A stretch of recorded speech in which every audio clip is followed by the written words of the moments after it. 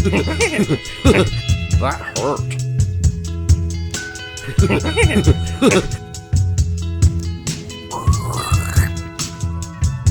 More verticality.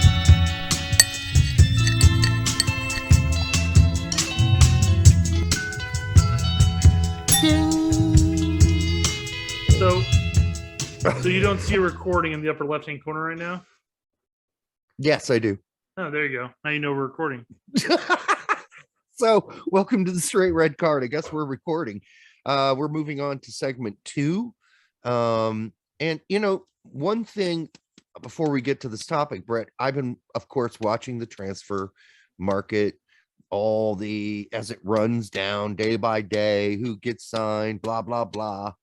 And there have been apparently some I've missed. Like I missed Marlon Fossey going to Bolton. I don't know how I missed it. I watched that ticker the whole day. Well, not the whole day, but I review it every day. So how I miss Fossey, I do not know. But I do have to note that I'm looking at some of these players. Some of them are like 26 years old. They're on a Premier League team and they're being sold, not loaned, sold to championship teams. It's like, man, those guys just got relegated and they didn't even get to play. That's so harsh, man. That is so harsh. And you see it all over in the Bundesliga too. They're like, yeah, you suck. Get off our team. We're selling you to some fucking crappy lower legal 3 Bundesliga team. You're like, what? Wait. You just relegated me 2 levels down? I didn't even get to make an offering here. Yeah, you didn't. I guess you suck. So anyhow, that must be painful. You just think about it. You get relegated and you haven't even got to play a game. Or maybe you played a handful of games, because I think one of the first guys, the center forwards, he's like 32 years old. They're like, yeah, you suck. You're out. And they transferred him or sold him to a Bundesliga 2 team. It's like, God, we were going to be in Bundesliga 2 anyhow, guys. So could you just wait another 5 months? We'll be there together. Don't sell me to a 2 Bundesliga team already. But, you played 6 games all season and you sucked at it. So we're getting rid of you. That's all that matters. Yeah. I want to congratulate Sam for having Lalas on his show.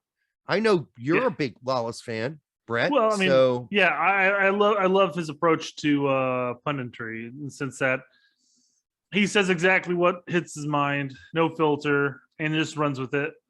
And it sparks conversation, whether you agree or disagree. And he gives no Fs. That's all that matters.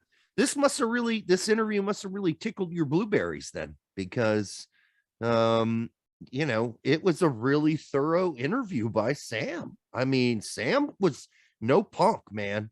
Like, I think a lot of people who do YouTube shows would have like shit their drawers having Lalas on their show, But, give credit to Pete and Filippo and Sam. No, man, Sam had his shit together. He looked a little nervous at the start, but man, once he got rolling, he was rolling. And it wasn't even as if he was like following so he's got his scripted out questions he's going to ask, as anybody who's actually interviewing anybody would, of course. Right. Yeah. But he did. I think what he did a great job is once Lalas answered the initial question, he was able to roll with it and continue the conversation down that path smoothly. Because usually what I find with a lot of people who do interviews, who don't do interviews often, is that there's a lot of hesitation. There's a lot of or a lot of dead space. Whereas, like I said, Sam listened to what Lalas had to say and immediately jumped right on to either continuing that conversation thread or moving on to the next question. Yeah. So all you people giving Sam shit, got to give him credit for this interview, because it was really well done. Just like the Meg Swanick interview, by the way. Sam might be one of the best interviewers out there.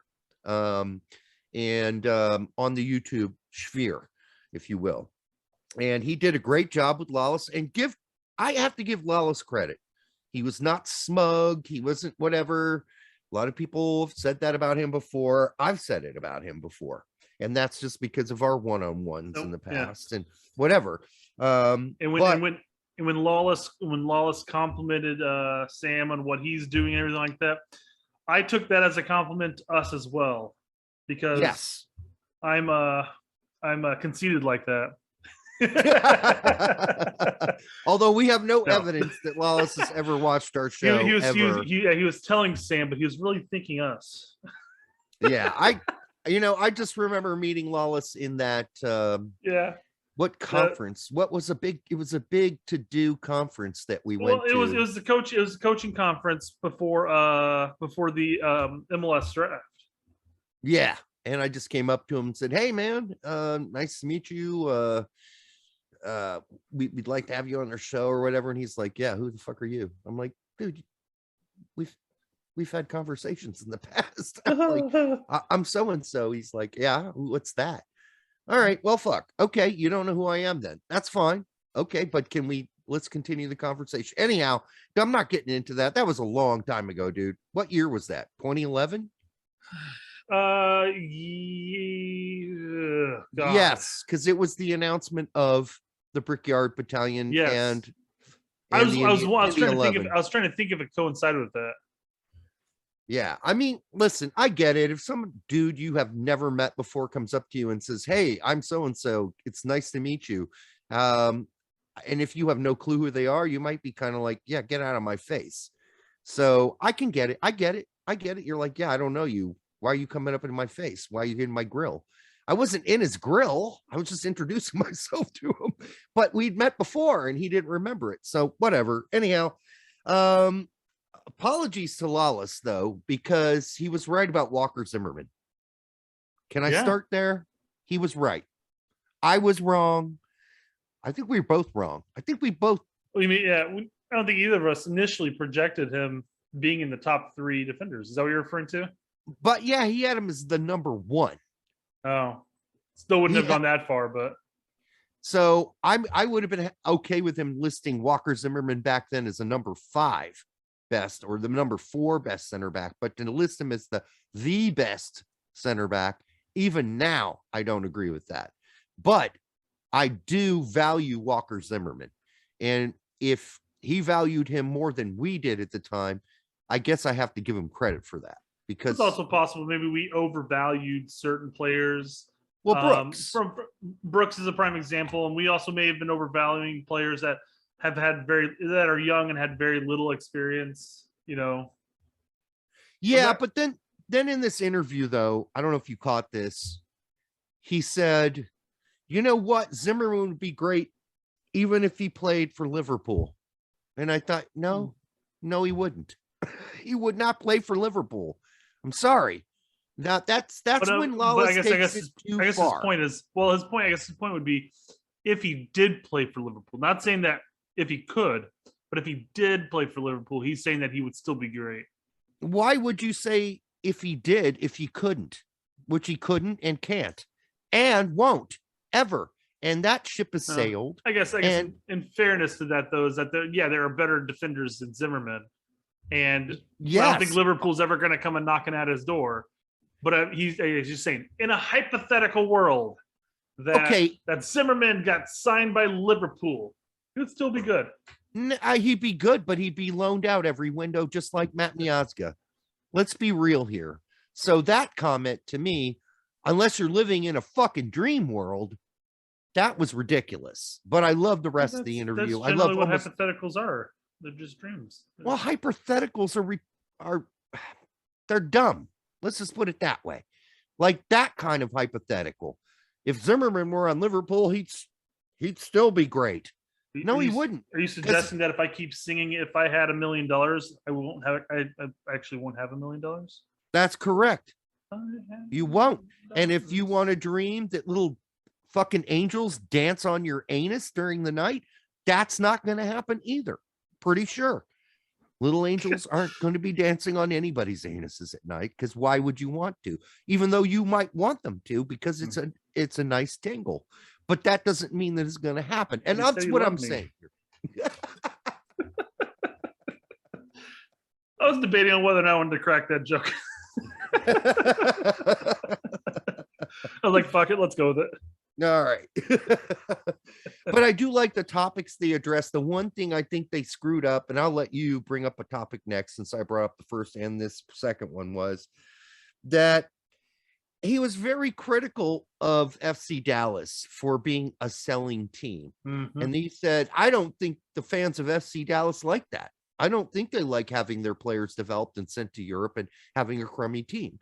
Okay, I get that. And I understand how or why some FC Dallas fans were like, no, man, we want Pepe to be on our team. We don't want to sell him. I get that. But I think a lot of FC Dallas fans felt just very comfortable and were rooting Pepe on when he made that move to Germany.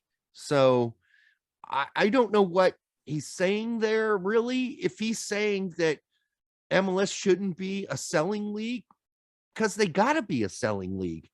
They're not, that's what they are at this point.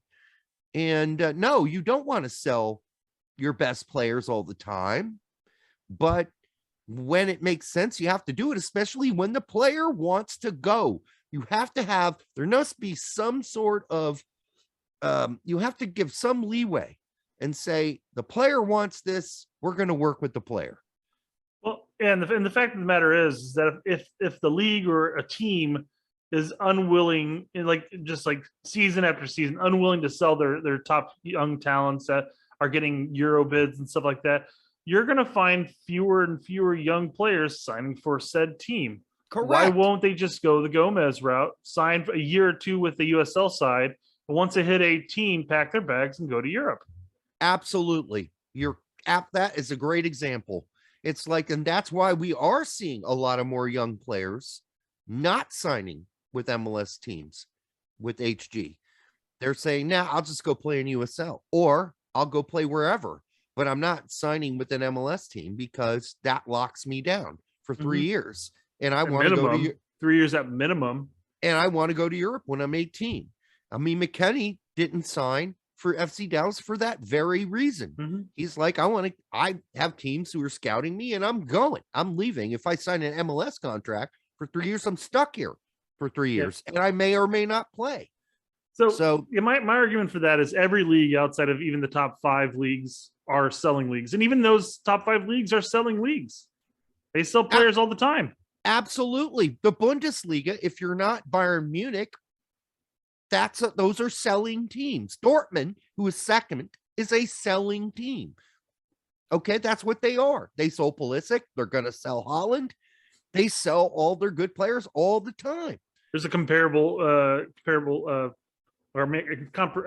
can compare that to the Pepe in that sense. So because they're getting rid of Holland and they're going to have to replace that goal scoring production. Now the difference is that with FC Dallas, goal scoring has never really been the problem. They've always been a high scoring team for the most part. It's always been the defense has always been shaky. Yeah. So why'd they get rid of Zimmerman? That was absolutely idiotic. So it's just idiotic. It's you're losing players. Yes. But how many players have left MLS this season compared to all the homegrown players that they were signing and developing and all the young players that have stepped up over the past couple of years, started getting minutes, being consistent players? I mean, Brendan Aronson was a consistent player at Union before getting transferred over to Salzburg. Yes, that's how leagues work. I mean, if in any world that somebody like Pepe or Aronson would ever be able to accept a DP contract and choose not to go to Europe, unless they just have no interest going to Europe, that's a completely different story. But if they have ambitions to go to Europe, there's no way that they're going to take that large sum of money. I mean, they talk about that too, actually. How if you offer these star players that chunk of change, and they're living their lives in these happening cities, FC Dallas, the Philadelphia's, the New York's, and I mean, sometimes that's a little more enticing than say going to some backwater small town an hour outside of Munich. Okay, on that particular part of the interview, I don't know, Brett, you've never been to Augsburg. No. Okay. I have. It's a beautiful little town or city. It's beautiful. I don't know why listen, I would go there. I would live in Augsburg before I would live in Dallas. If you gave me a choice, I'd rather live in Augsburg. It's a beautiful town. Beautiful. So what? There's no big fucking, party atmosphere. But I don't need that shit. So for me, I guess it depends on the player itself. I mean, the atmosphere and the just the look of the town itself is enough to draw a lot of interest. Let alone just being in a high rise in the middle of Pennsylvania. I hate high rises and I hate cities. I used to hate driving when I was with Hope. I would have to go and do all these meetings and shit in Chicago. I fucking hated driving in Chicago. I hated being in Chicago. When my band went there, I didn't like being in Chicago. I liked the restaurants. I liked the when we played, I liked the venues. We played some great venues there, but would I want to live in Chicago? No, I wouldn't. I'd much prefer to live in Augsburg. Maybe I'm just more of a small town guy, I guess. And that comes with maybe being an army brat. I don't know. I lived on bases my whole life. Oddly enough, in that similar situation, I was listening to what's their name? DOS Champions, I think is what their YouTube channel is called. They just started their first video. Their first video had Peter Wilt in it. First plug. Yeah, and it was a good interview. Listening to Peter talk soccer is always a blast. Yeah, we should get Pete back on this show. Yeah, he talked about Indy for a bit. We didn't get any name drops, unfortunately. Not even BYB. But damn. Yeah. He talked about all the connections in Indy and stuff like that. The support was part of it, but no name drops. But anyways, he mentioned how Indianapolis is an incredibly nice small big city. Mm-hmm. And it's kind of a thing that a lot of people in the United States don't know. And my response to that was, yes, I do think Indianapolis is nice, and I'd probably prefer the public not to know about that. Yeah, leave it alone. Yeah, just don't come. Leave us alone. Stay where you're at. I love the concept of being able to drive from my house on the north side past the north side of Indianapolis, but all the way downtown in under 25 minutes. Not during rush hour. Rush hour is completely different. But for an Indy 11 game, if I ever wanted to go to it, 25 minutes. Wow, you make that run in 25? It's all highway for me. Well, not anymore. I'm further west in Noblesville now, so it might be a little bit more. But where my old house was, I was literally right off 69. So it's just like jump on 69, poof, there in 25 minutes. So when I was doing consulting, it would take me at least 45 minutes to an hour to get to downtown Indianapolis, find a parking space, get out, get into the building I was doing the consulting at. Yeah, I don't know. But yeah, I get your point. There's an appeal to a small city because, quite frankly, Indianapolis isn't massive by any means, but there's culture. You still have theaters. You still have museums. You have sports teams. There's bars. There's food. Although I joke around about Indiana's food in general being more franchise based and not necessarily it's like small restaurant owned based, which I prefer more of. But it's all franchise for the most part. There are definitely some that are, some small business owned restaurants, but we've got everything. It's on a smaller scale. Remember when I kind of like it when I'm not having to deal 4 hours in rush hour. Yeah, I mean, there's some great steak places downtown. Yeah, I had a great steak place in my house. I had a dinner with Ursel Osimir, downtown Indy. And he took me to like the best steak place in Indy.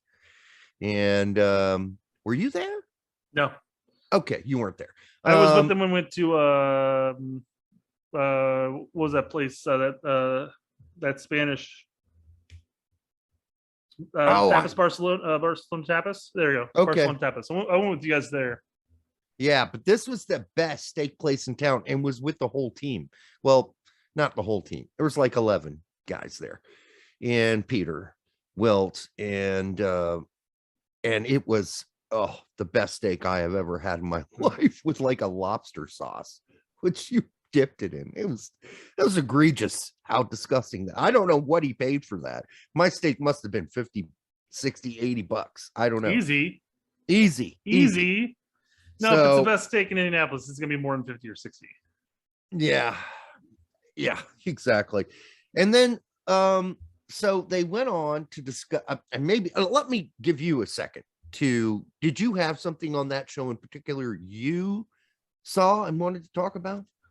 Prior to that, the farm league comment, they talked about whether or not certain Euro leagues are becoming more of a lateral movement, and this is like the precursor that led into the whole farming league conversation.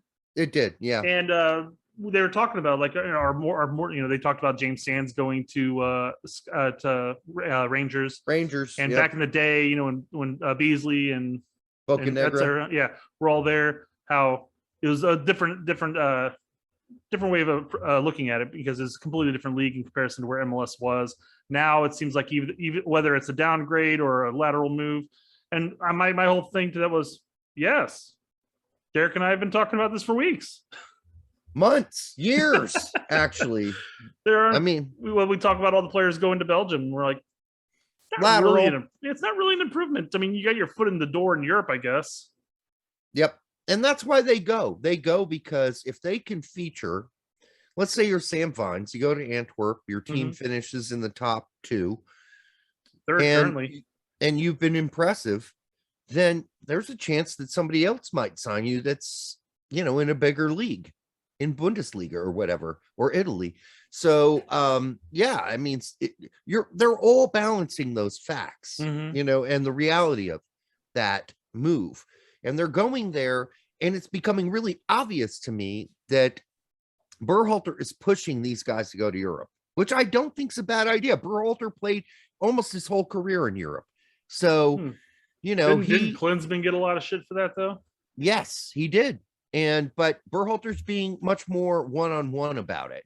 He's having individual conversation with players. So we're seeing Bassett leave. We're seeing, Vines leave. We're seeing that Acosta said, I had offers from overseas and they just ignored him, those fucks, and sent me to LAFC. And then immediately followed up with, hey, I'm proud to be here at LAFC. Yeah, I'm sorry they sent me here, but I'm glad to be here. Did I just tweet that out to everybody? Shit. No, but also with Ariel to Club America, there's talks of that. I don't think it's official by any means, but it's not yet. But it's not unbelievable, and it's very probable that it will happen. I think that Greg is out there saying, "Hey guys, there's this big long break. I don't want you to take a big long break. I need you to go strive for something better and do something more. Challenge yourselves," I think is what Greg's saying. Yeah. This is very Klinsmann-esque. And he's like, I can't keep scheduling these games against Phoenix and all these colleges. You gotta keep playing week in, week out here. And all these guys are a lot better than when Klinsmann went over the, he did a lot of work for Breck Shea to get him overseas, and he did the same for other players. Burned a lot of bridges with that one. He made a lot of phone calls and he said, this guy's worth it. Do it. And it didn't work out. These guys, the new players we have, they're going to succeed in Belgium. They're going to succeed in Scotland. They're going to do well there. Now, the challenge is making sure they do well in Germany and England and, Spain or Italy. If you go there, those are bigger challenges. So Italy, immediately embraced Tessman and Busio. So it's not like they haven't been playing. So that's it.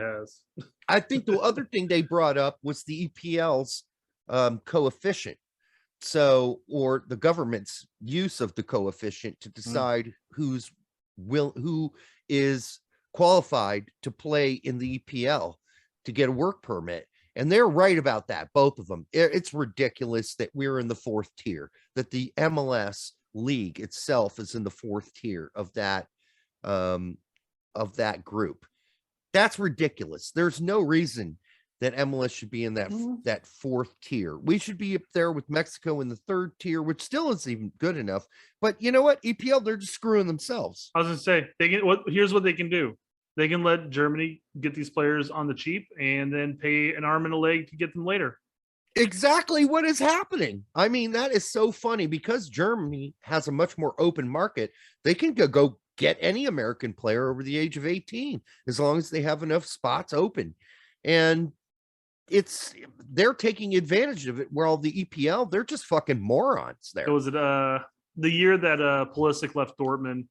they talked about their five players that they were selling that year. And speaking of the conversation of the farm league, when we brought up Dortmund, when Pulisic left, they lost 5 key starters or something along those lines.